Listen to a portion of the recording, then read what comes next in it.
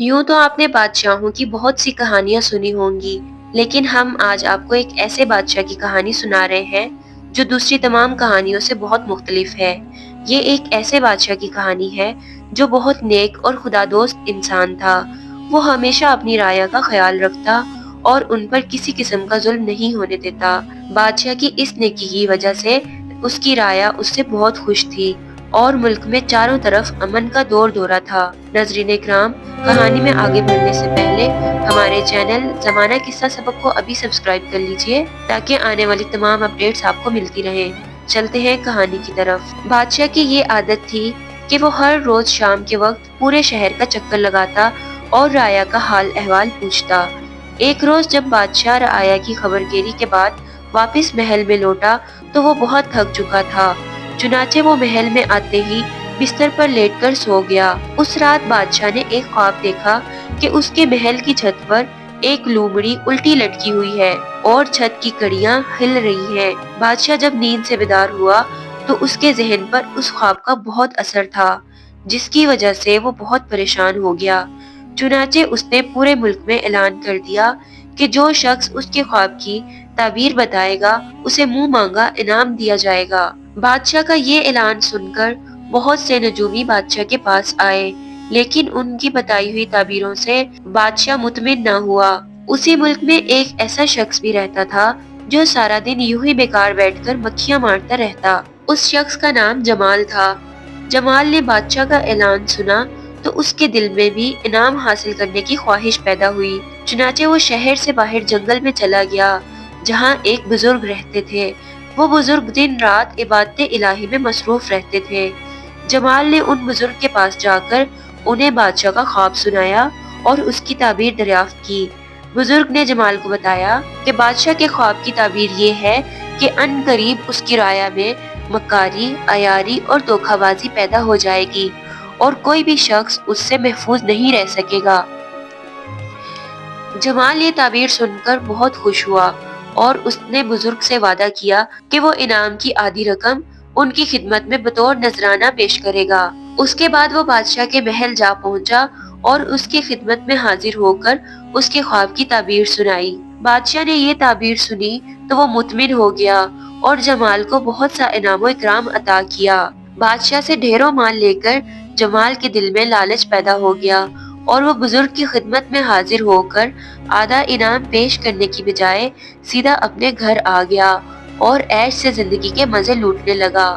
اسی طرح کافی عرصہ گزر گیا۔ ایک رات بادشاہ نے ایک اور خواب دیکھا کہ اس کی محل کی چھت پر ایک ننگی تلوار لٹک رہی ہے جس سے خون کے قطرے ٹپک رہے ہیں۔ یہ خواب دیکھنے کے بعد بادشاہ پہلے سے بھی زیادہ پریشان ہو گیا۔ چنانچہ اس نے فوراً جمال کو اپنے محل میں طلب کیا اور اس سے خواب کی تعبیر دریافت کی۔ جمال خود تو کچھ نہیں جانتا تھا، اس لیے وہ اس وقت خواب کی تعبیر نہ بتا سکا۔ چنانچہ اس نے بادشاہ سے 3 روز کی مہلت مانگی۔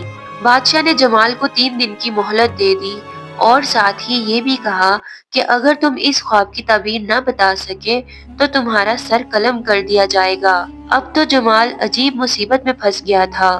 اسے یقین تھا کہ جنگل والے بزرگ ہی اس خواب کی تعبیر بتا سکتے ہیں، لیکن وہ دل میں سوچ رہا تھا کہ وہ ان بزرگ کے پاس کس منہ سے جائے۔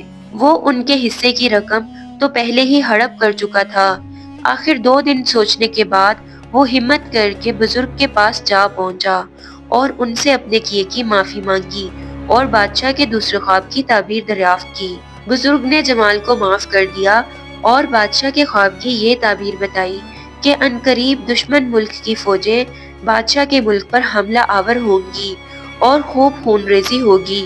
چنانچہ بادشاہ کو ابھی سے اپنی فوجوں کو متحد کر کے مقابلے کی تیاری کر لینی چاہیے۔ فتح انشاءاللہ اس کے مقدر میں ہوگی۔ جمال یہ تعبیر سن کر بہت خوش ہوا اور اس نے بزرگ سے وعدہ کیا کہ اس دفعہ وہ انعام کی ساری رقم ان کی خدمت میں پیش کر دے گا۔ اس کے بعد وہ خوش خوش بادشاہ کے پاس پہنچا اور اسے خواب کی تعبیر سنائی۔ بادشاہ نے اپنے خواب کی تعبیر سن کر جمال کو شاباشی دی اور پہلے سے بھی زیادہ انعام عطا کیا۔ زر و جواہرات کے ساتھ ہی بادشاہ نے جمال کو ایک تلوار بھی انعام میں دی۔ یہ تمام چیزیں لے کر جمال بزرگ کی طرف روانہ ہوا۔ راستے میں پھر اس کے دل میں لالچ پیدا ہو گیا۔ چنانچہ اس نے فیصلہ کیا کہ اب اس بزرگ کا قصہ ہی پاک کر دیا جائے۔ اس کے پاس بادشاہ کی دی ہوئی تلوار موجود تھی۔ چنانچہ اس نے بزرگ کے پاس پہنچ کر ان پر تلوار سے وار کیا اور اپنی طرف سے انہیں قتل کر کے وہاں سے چلا گیا۔ لیکن خدا کا کرنا ایسا ہوا کہ بزرگ قتل نہ ہو سکے۔ زخموں کی شدت سے وہ وقتی طور پر بے ہوش ہو گئے تھے۔ اس کے بعد 1-2 مہینے میں ان کے زخم بھر گئے اور وہ بالکل صحت یاب ہو کر پہلے کی طرح عبادت الہی میں مصروف ہو گئے۔ کئی مہینے اور کئی سال اسی طرح گزر گئے۔ جمال اب بہت امیر ہو چکا تھا اور بادشاہ کے خاص لوگوں میں اس کا شمار ہوتا تھا۔ بادشاہ وقتاً فوقتاً اسے تحفے تحائف دیتا رہتا تھا اور یوں وہ بڑی پرسکون زندگی گزار رہا تھا۔ پورے 3 سال گزرنے کے بعد ایک رات بادشاہ نے پھر ایک خواب دیکھا۔ اس مرتبہ بادشاہ کو خواب میں نظر آیا کہ ایک ذبح کی ہوئی بھیڑ اس کی چھت سے لٹک رہی ہے اور چھت کی کڑیاں سونے کی طرح چمک رہی ہیں اور ان میں سے شعاعیں نکل رہی ہیں۔ جمال نے بادشاہ کو پہلے 2 خوابوں کی جو تعبیریں بتائی تھی وہ ہو بہو پوری ہو گئی تھی اور اسی کے مطابق حالات رونما ہو چکے تھے۔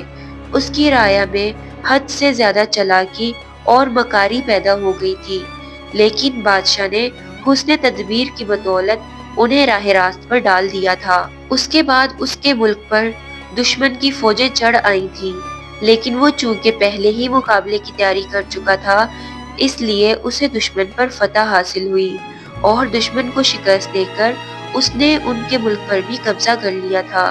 اب اس کی ملک کی حدیں بہت وسیع ہو گئی تھیں اور رعایا خوشحالی اور امن و سکون سے زندگی بسر کر رہی تھی۔ بادشاہ جمال سے بہت خوش تھا کیونکہ اس کی بتائی ہوئی تعبیریں بالکل سچی ہوئی تھیں۔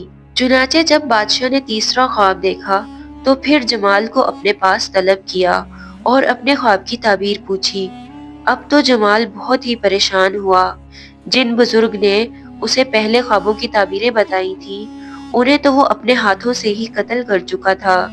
چنانچہ اس نے بادشاہ سے پھر 3 دن کی مہلت مانگی اور اپنے گھر آ کر کمرے میں خود کو بند کر لیا۔ اس کو کچھ بھی سمجھ میں نہیں آ رہا تھا کہ اب وہ کیا کرے۔ آخر وہ تنگ آ کر گھر سے باہر نکلا اور اسی جنگل کی طرف روانہ ہو گیا کہ شاید کوئی اور بزرگ مل جائے جو اس کی مشکل آسان کر دے۔ جمال پریشان حالت میں جنگل کی طرف جا رہا تھا کہ اچانک اسے اپنے سامنے وہی بزرگ نظر آئے جنہیں وہ اپنی طرف سے قتل کر چکا تھا۔ بزرگ کو اپنے سامنے زندہ سلامت دیکھ کر جمال بہت حیران ہوا۔ اس وقت اس کی یہ حالت تھی کہ زمین پھٹ جائے اور وہ اس میں سما جائے۔ وہ شرم سے پسینہ پسینہ ہو رہا تھا۔ چنانچہ اس نے ندامت سے اپنا منہ چھپا لیا۔ بزرگ کا سامنا کرنے کی ہمت اس میں نہ ہوئی۔ کافی دیر تک جمال کی یہی حالت رہی کہ بزرگ کی یہ آواز اس کے کان میں پڑی، بیٹا میرے قریب تو آؤ، تم کچھ پریشان دکھائی دے رہے ہو۔ بزرگ کے ان الفاظوں نے جمال کی ہمت بندھائی اور وہ دوڑ کر ان کے پاؤں پر گر پڑا اور روتے ہوئے ان سے اپنی حرکتوں کی معافی مانگنے لگا۔ بزرگ نے جمال کو ہاتھ سے پکڑ کر اٹھایا اور اپنے سینے سے لگا لیا اور اس سے آنے کا مقصد دریافت کیا۔ جمال نے بزرگ کو بادشاہ کا خواب سنایا اور بتایا کہ آپ کی بتائی ہوئی تعبیروں نے مجھے بادشاہ کی نظروں میں بہت بڑا مقام عطا کیا ہے۔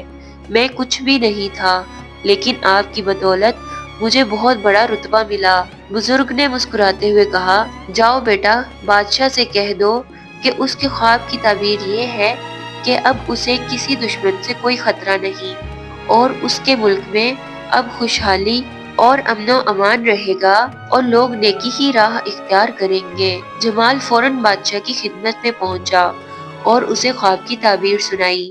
بادشاہ اپنے خواب کی یہ تعبیر سن کر بے حد خوش ہوا اور اس نے جمال کو بہت سا انعام دینے کے علاوہ اسے اپنا وزیر بھی مقرر کر لیا۔ جمال سارا انعام لے کر بزرگ کی خدمت میں حاضر ہوا اور ان کے سامنے زر و جواہرات کے ڈھیر لگا دیے۔ بزرگ نے اتنا سارا سونا اور چاندی دیکھ کر مسکراتے ہوئے جمال سے کہا، یہ چیزیں میرے کس کام کی ہیں؟ جاؤ، یہ سب کچھ تمہارا ہے۔ جمال نے بزرگ کے سامنے ہاتھ جوڑتے ہوئے گڑ گڑا کر اپنے پچھلے تمام گناہوں کی معافی مانگی۔ بزرگ نے کہا، تم نے جو کچھ بھی کیا اس میں تمہارا کوئی قصور نہیں تھا، کیونکہ یہ سب کچھ ایسا ہونا ہی تھا، اور بادشاہ کے خوابوں کی تعبیر بھی یہی تھی۔ تم نے پہلے مجھے انعام کا آدھا حصہ نہ دے کر بادشاہ کے پہلے خواب کو پورا کیا، پھر مجھ پر تلوار اٹھا کر بادشاہ کے دوسرے خواب کو پورا کیا، اور اب تم دیانتداری اور نیکی کی مثال قائم کر کے بادشاہ کے تیسرے خواب کو پورا کر رہے ہو۔ امید ہے آپ کو ہماری یہ کہانی پسند آئی ہوگی۔ اگر آپ کو یہ ہماری کہانی ذرا بھی پسند آئے تو ہمارے چینل زمانہ قصہ سبق کو ضرور سبسکرائب کریں۔ شکریہ۔